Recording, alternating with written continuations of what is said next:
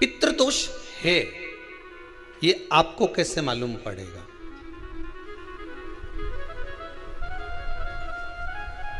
पितृ भूखे हैं, इसका तो वर्णन हमने पहले कर दिया कि रात्रि को जब आप सोने के बाद में 1-1.5 घंटे बाद अगर आपकी नींद खुल जाए, 1 घंटा 1.5 घंटा आप सो लिए, उसके बाद जो नींद खुली तो 1-1.5 घंटे तक अगर आपको नींद नहीं आ रही है, रात्रि को सोने के बाद में 1 घंटे बाद जब उठे तो आपको प्यास लग गई, भूख लगने लगी, प्यास लगने लगी कि मेरे को पानी पीना पड़ेगा, घबराहट हो रही, पानी पीना पड़ेगा। 1-1.5 घंटे सोने के बाद अचानक नींद खुले और आपको प्यास लगे, समझ लेना आपके पितृ भूखे हैं और प्यास है।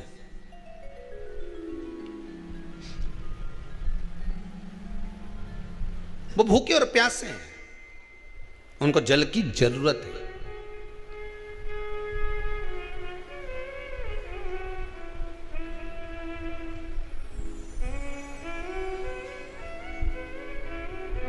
किसी भी नदी में, सरोवर में, कुंड में, बावड़ी में, तालाब में, आप तीर्थ में जाकर जब स्नान करते हैं तो स्नान करने के बाद एक काम का नियम बना लो कि अपने हाथ की अंजलि में जल लेकर अपने पूर्वजों को देना।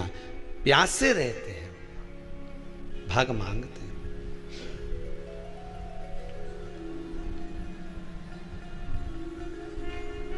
भाग प्राप्त करना। 3 वृक्ष पितरों के तुल्य हैं। नैमिषारण्य की कथा में भी कहा था 3 वृक्ष पितरों के तुल्य हैं। पहला पीपल, दूसरा बट वृक्ष, तीसरा बेलपत्र का वृक्ष। ये पितरों के तुल्य हैं। अगर आपको रात्रि में नींद नहीं आ रही है, ऐसा लगता है कि रात्रि को 1 घंटा 1.5 घंटा सोने के बाद कुछ गलत गलत विचार आने लगते हैं, नींद सुबह 3 बजे तक 4 बजे तक नहीं आती, 4 बजे के बाद फिर नींद आती है, तो एक प्रैक्टिकल जरूर कर देखना। एक प्रैक्टिकल करने में क्या जाता है? प्रयास करने में क्या कुछ जाता है क्या? प्रैक्टिकल कर देखना कि कहीं सीओर वाला महाराज झूठ तो नहीं बोल रहा, तो प्रैक्टिकल करने में कुछ नहीं जाए। 1 लोटा पानी लो, उसमें थोड़ा सा कच्चा दूध डाल लीजिए, श्राद्ध पक्ष चल रहा है, बेलपत्री का पेड़ या पीपल का पेड़ या बट का पेड़, इन पेड़ के नीचे ले जाकर उस दूध को दोपहर में सुबह 10 बजे से लेकर 12 बजे के बीच में ले जाकर चढ़ा दीजिए। रात्रि को फिर ना आपको प्यास लगेगी, ना भूख लगेगी, नींद एक बार लगी तो सुबह ही खुलेगी। प्रैक्टिकल करने में क्या जाता है? पानी डालने में तुम्हारा कुछ जाएगा? अरे बोलो तो सरी, हमें 10 रुपया का दूध जरूर उसमें, और तुम इतनी चतुर हो, इतना सारा दूध थोड़ी डालोगी, तुम 2 चिल्ला डालोगे। कहाँ तुम इतना डालने वाली हो है?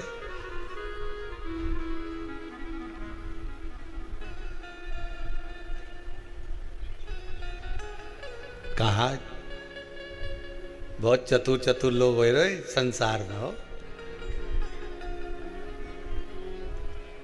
भले पूजन पाठ नहीं करे, पर कहीं का एकदम मिलने आ जाए ना, क्या अम्मा जी है क्या पाठ कर रही है, फिर वो भी बैठ गई तुरंत, अभी तो सोई थी।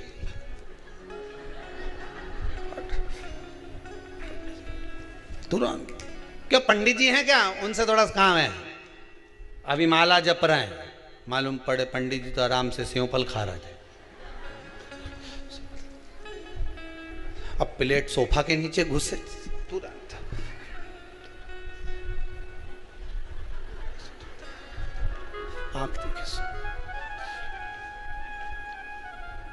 प्रैक्टिकल करने में क्या जाता है? कुछ भी नहीं बिगड़ेगा, ये तो बस जल डालोगे तुम्हारा ही कुछ अच्छा हो सकता है, बाबा की कृपा है।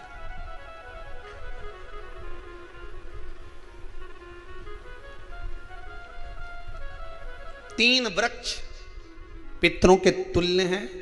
पहला जम के बोलिए पीपल, दूसरा बट वृक्ष, तीसरा बेलपत्री का वृक्ष।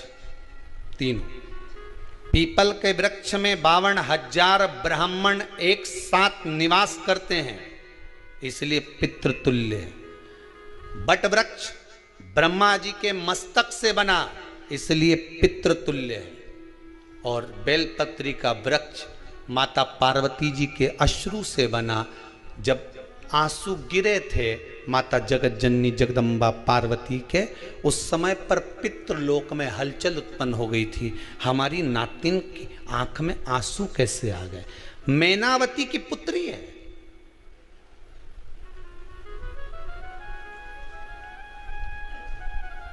पितरों की नातिन, इसकी अश्रु कैसे गिर गए?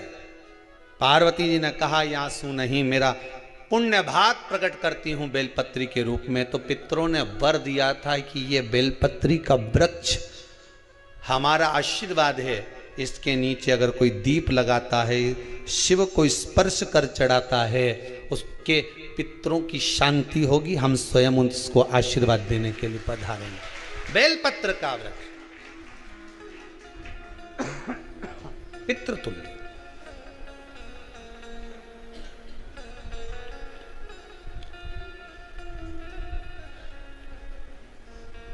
तो रात्रि को अगर भूख लग रही है, प्यास लग रही है, तो पितृदोष है। दूसरा पितृदोष का लक्षण बताया, घर में कोई शुभ कार्य ना हो, वंश की वृद्धि ना हो, 1 रुपये कमाओ, 1.25 रुपये खर्च हो रहे हैं, पैसा 10 जगह से कमाई आ रही है पर घर में टिक नहीं पा रही है, आया गया, पितृदोष है। जरा सी कटोरी पड़ी है, उसके पीछे विवाद चालू हो जाए, पानी ढुल गया, उसके पीछे विवाद हो जाए, या छोटी छोटी बात में घर में क्लेश मचा हुआ है, पितृदोष है। समझ लो हमारे पूर्वज हमसे खुश नहीं, प्रसन्न नहीं। कोई कहता है गुरुजी श्राद्ध बड़े बेटे को करना चाहिए कि छोटे को करना चाहिए? शिव महापुराण की कथा कहती है, अगर जायदाद का पूरा हिस्सा बड़े ने लिया हो और तुमने अपनी माता का दूध ना पिया हो तो एक ही को कर लेने दो। अगर माता का दूध पिया है और अगर एक अंगूठी भी ली है, जरा सा एक कपड़ा भी अगर सास का लिया है, तो श्राद्ध तो तुझे करना ही पड़ेगा, करना ही पड़ेगा। तूने मेरा दूध पिया है तो बिल्कुल जम के तो बोलो। अगर तुमने उनका कुछ खाया है तो कि अब एक काम और हो सकता है, गुरुजी वो श्राद्ध अगर हम नहीं करें और बड़े भैया करें और हम उन्हीं के यहाँ चले जाएं तो चले जा, मना कौन कर रहा है? पूड़ी का तेल तू ले जा, खीर का दूध 2 थैली तू खरीद के ले जा। जितना वहां वो सेवा करे उतनी सेवा तुम करो। गलत है क्या? जायदाद का भी तो हिस्सा किया था। सुई की नोक के बराबर नहीं धुआं ने, ईंट इधर खसकी है तो हमारी इधर खसका दीजिए। हमारी बसियत में इतना लिखा है तो फिर बसियत में ये भी लिख के जाना चाहिए था। मैं तो क्यों सबके, तुम डरो मत ही रहे एक भी।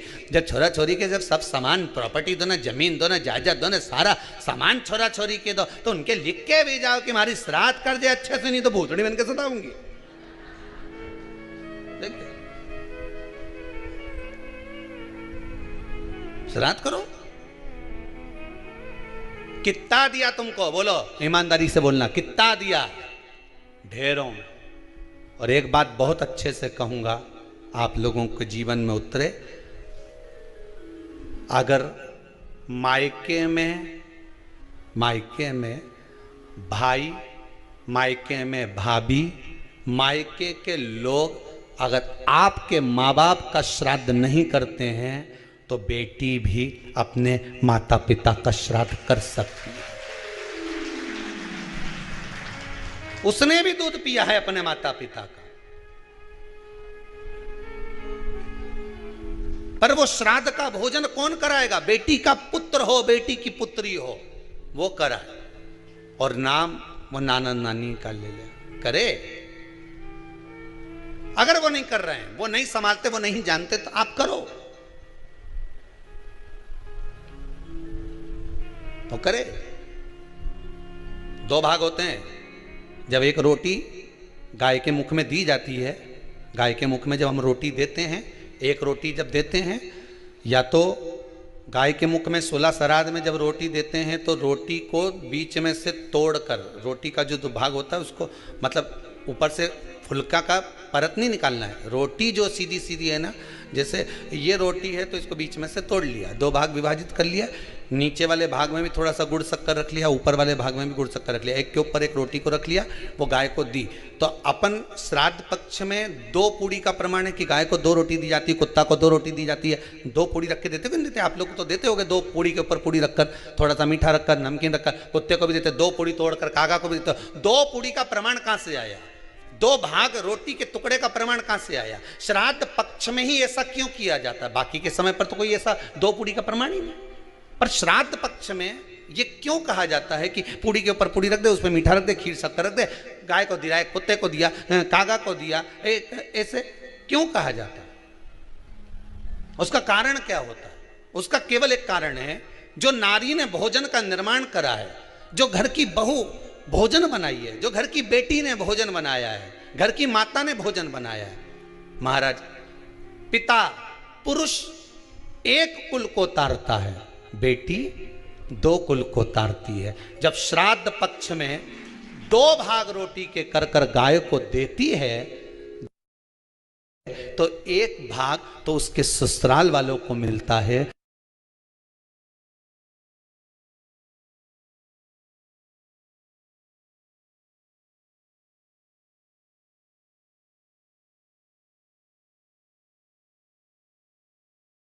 मायके को भी मिले, ससुराल को भी। जब गया जी का पिंड होता है तो नाना नानी सबका स्मरण कराया जाता है। 2 भाग,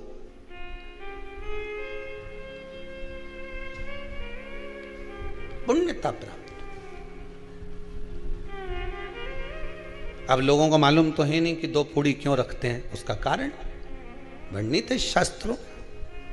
दोनों पक्ष तारने के लिए, दोनों पक्ष का स्मरण कराने के लिए। महाराज, बिंदु प्रेत योनि में पड़ा, चंचुला देवी उनके मोक्ष का प्रयोजन कर रही है, प्रयास कर रही। क्या करा जाए कि इनको मोक्ष मिल जाए? कहा शिव महापुराण की कथा। पार्वती मैया की सहेली बन गई और पार्वती मैया ने शिव महापुराण में प्रेत योनि से मुक्त होने के लिए कहा, तुम रुका जी के यहाँ जाओ, देवऋषि नारद के पास जाओ। नारद जी ने तुमरुका जी के पास भेज दिया। क्यों? नारद जी जानते हैं मैं कथा नहीं कर सकता, मैं कथा सुन सकता हूं पर कह नहीं सकता। कहने के लिए मुझे बैठना पड़ेगा, सुनने के लिए हो सकता है कि मैं चले जाऊं, वापिस आकर बैठ जाऊं।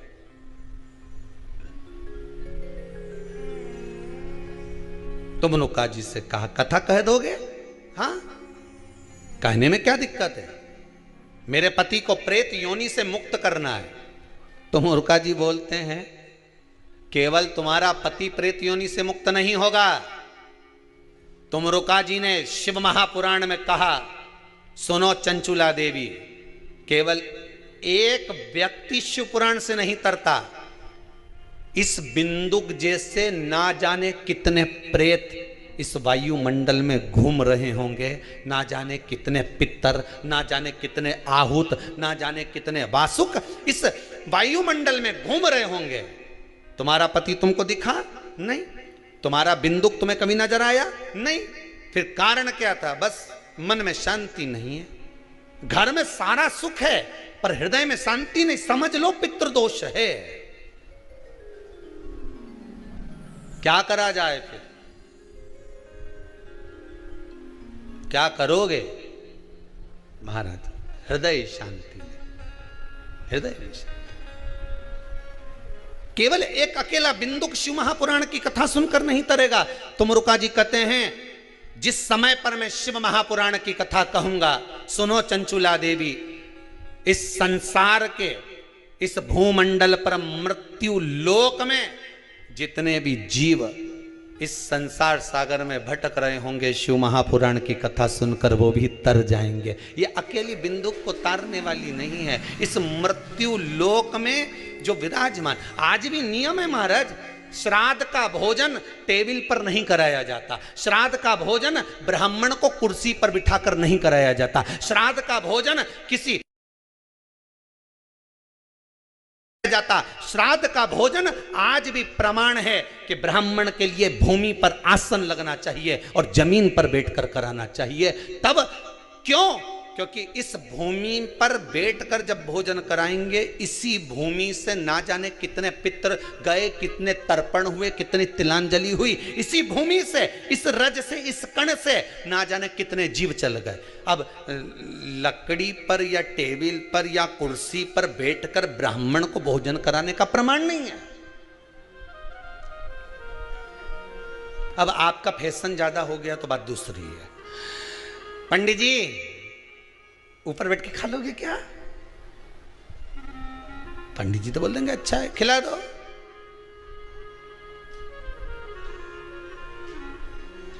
ऊपर बैठ के क्यों? वो झुकने में थोड़ी सी कमर लचक जाए, क्योंकि खीर परसेगी तो झुकना पड़ेगा। अब ब्राह्मण अगर भोजन करने आसन पर बैठेगा, तुम अगर थोड़ा झुककर परसोगी, ब्राह्मण के सम्मुख में आप थोड़ा सा भोजन कराते समय झुकोगी। जरा विचार करिए, यशोदा मैया के घर में संतान नहीं थी। यशोदा जी श्रावण के महीने में श्रावणी करने आए हुए ब्राह्मण को मात्र खीर परोसने के लिए गई थी। 52 साल की उम्र थी, संतान का सुख नहीं दिख रहा था, खीर परोसने के लिए गई। उतनी देर में ब्राह्मणों ने देखा इनके घर में संतान नहीं है, पुत्र भव कह दिया। और यशोदा जी के पति श्री नंदराय जी कह रहे हैं कि बाबा मैं 60 का या 55 की, बाल हो गए धोले और तुम कह रहे हो पुत्र होगा। कहां से होगा? ब्राह्मण कहते हैं ब्राह्मण जब भोजन करता है, भोजन करते समय जब वर देता है, वो वर गलत नहीं हो सकता, कहीं से भी आएगा, पर छोरा तो आएगा। और आया, कहीं से भी आया, पर पुत्र आया, क्योंकि आशीर्वाद दिया था। श्राद्ध पक्ष का भोजन टेबल पर नहीं, कुर्सी पर नहीं, श्राद्ध पक्ष का भोजन ब्राह्मण को आसन लगाकर जमीन पर कराना चाहिए, भूमि पर।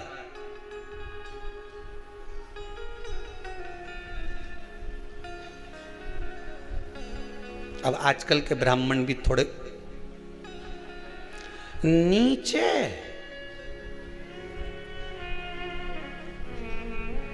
अगर हम टेबल पे ही जिम लें तो जिम अब क्या बोले भी तो क्या बोले, तो मैं बताऊं।